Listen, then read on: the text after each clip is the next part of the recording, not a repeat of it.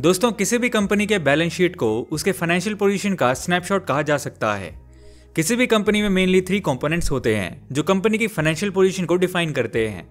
वो होते हैं balance sheet, income statement and cash flow statement. Cash flow statement के बारे में हम पिछली वीडियो में बात कर चुके हैं। आज की वीडियो में हम डिटेल में जानेंगे कि बैलेंस शीट क्या होती है और इसके क्या इंपॉर्टेंस होती है। आइए जानते हैं। बैलेंस शीट किसी कंपनी की फाइनेंशियल स्टेटमेंट होती है जिसमें assets, liabilities, equity capital, total date etcetera include होते हैं। किसी भी कंपनी की बैलेंस शीट कंपनी के फाइनेंशियल स्टेटस को डिफाइन करती है कि कंपनी ने कितना अर्न किया है और उस अर्निंग में से कंपनी में कितना स्पेंड किया है और कितना सेव हुआ है। अब आइए जानते हैं कि यह बैलेंस शीट काम कैसे करती है। बैलेंस शीट मेनली जिस फॉर्मूला पे बेस्ड होती है वो फॉर्मूला है asset is equal to liabilities plus share holders equity. फॉर्मूले से देख सकते हैं कि बैलेंस शीट 2 सेक्शन में डिवाइड होती है। एक तरफ एसेट्स और दूसरी तरफ liabilities and share holders equity को बैलेंस किया जाता है।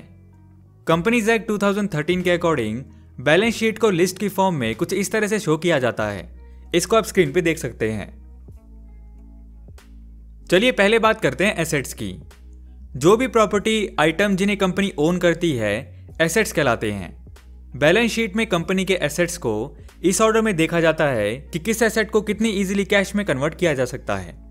इसी बेसिस पे बैलेंस शीट के एसेट्स को 2 कैटेगरीज में डिवाइड किया जाता है। पहला है करंट एसेट्स।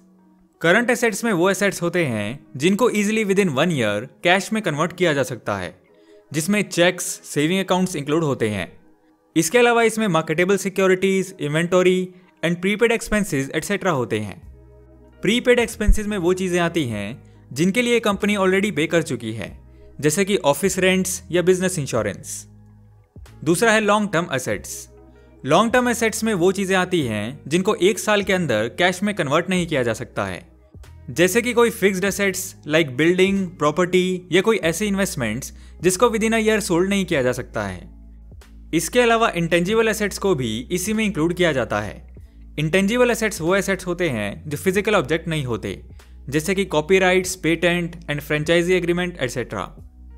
अब बात करते हैं बैलेंस शीट के नेक्स्ट कंपोनेंट लाइबिलिटीज की। लाइबिलिटी वो पैसा होता है जो कंपनीज को दूसरे को पे करना होता है। इसमें taxes, loan repayments, current payments and interest payments etcetera include होते हैं। अब बात करते हैं next component share holders equity की। शेयर होल्डर्स इक्विटी में वो मनी कंसिडर की जाती है जो एक कंपनी के बिजनेस से जनरेट होती है। इसके अलावा कंपनी के ओनर की टोटल इन्वेस्टमेंट और उसके शेयर होल्डर की टोटल इन्वेस्टमेंट इसी में इंक्लूड होती है। किसी भी कंपनी के शेयर होल्डर्स इक्विटी निकालने के लिए उसके टोटल एसेट्स में से टोटल लाइबिलिटीज को सब्सट्रैक्ट किया जाता है। Share holders equity is equal to total assets minus total liabilities.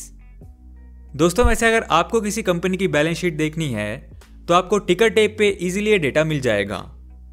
जैसे फॉर एग्जाम्पल अगर हमें टाटा मोटर्स की बैलेंस शीट देखनी है तो हमें फाइनेंशियल टैब में इजीली इंफॉर्मेशन मिल जाएगी, वो भी डिटेल में। इसके अलावा आप किसी स्टॉक के बारे में फंडामेंटल एनालिसिस के लिए इस तरह का डेटा इजीली एनालाइज करना चाहते हैं तो टिकर टेप की वेबसाइट विजिट कर सकते हैं। टिकर टेप प्रो सब्सक्रिप्शन भी डिस्काउंट पे अवेलेबल है, तो डिस्क्रिप्शन में दिए हुए लिंक से आप साइन अप कर सकते हैं। तो एक बैलेंस शीट को क्यों इतना इंपॉर्टेंट माना जाता है, आइए जानते हैं। किसी भी कंपनी की बैलेंस शीट उसकी फाइनेंशियल पोजीशन जानने में काफ़ी हेल्प करती है। इसके थ्रू व्यूअर्स को कंपनी की लाइबिलिटीज एंड एसेट्स का आइडिया लग जाता है।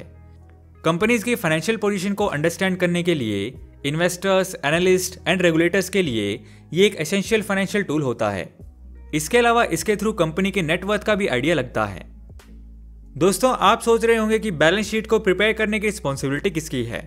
तो ये फिक्स चीज़ नहीं है, ये कंपनी पर डिपेंड करता है। डिफरेंट कंपनीज में अलग अलग पार्टीज होती हैं जो इसको प्रिपेयर करती हैं।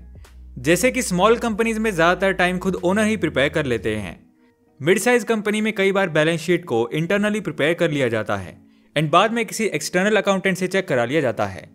लेकिन बिग कंपनीज इंश्योर करती हैं कि उनकी बैलेंस शीट एक हाई स्टैंडर्ड और एक्यूरेसी से प्रिपेयर हो, क्योंकि ये कंपनी के लिए काफ़ी इंपॉर्टेंट है। इसीलिए वो एक्सटर्नल अकाउंटेंट से ही प्रिपेयर करवाती हैं। पब्लिक कंपनीज को तो अपने फाइनेंशियल स्टेटमेंट्स को ऑडिट भी करवाना पड़ता है, तो वो सीए से ही अपनी बैलेंस शीट प्रिपेयर करवाते हैं। वैसे तो बैलेंस शीट के काफ़ी फायदे हैं, बट बैलेंस शीट के कुछ लिमिटेशंस भी होते हैं। आइए अब उनकी बात कर लेते हैं। बैलेंस शीट का बड़ा ड्रॉबैक ये है कि ये आपको डेली बिजनेस ट्रांजैक्शंस की कोई डिटेल प्रोवाइड नहीं कर पाती। इसके अलावा इसमें जो प्रोडक्ट्स इन प्रोसेस हैं उनकी इंफॉर्मेशन शो नहीं होती, जिससे कुछ एसेट्स इसमें मिसिंग होते हैं। साथ ही साथ maximum assets historical cost per report किए जाते हैं, ना कि मार्केट वैल्यू पर, जिसकी वजह से कई बार एक्चुअल वैल्यू सही नहीं आती। और सबसे इंपॉर्टेंट बात कि इसमें फिगर्स मिस रिप्रेजेंट भी किए जा सकते हैं।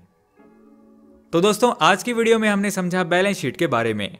आप कमेंट सेक्शन में हमें टॉपिक सजेस्ट कर सकते हैं। मिलते हैं आपसे नेक्स्ट वीडियो में। सो दोस्तों, वीडियो पसंद आया तो लाइक एंड शेयर करो यार, एंड नए हो तो इस चैनल को सब्सक्राइब कर लो, क्योंकि मैं ऐसी वीडियोस आपके लिए लाता रहूँगा। And thanks for watching.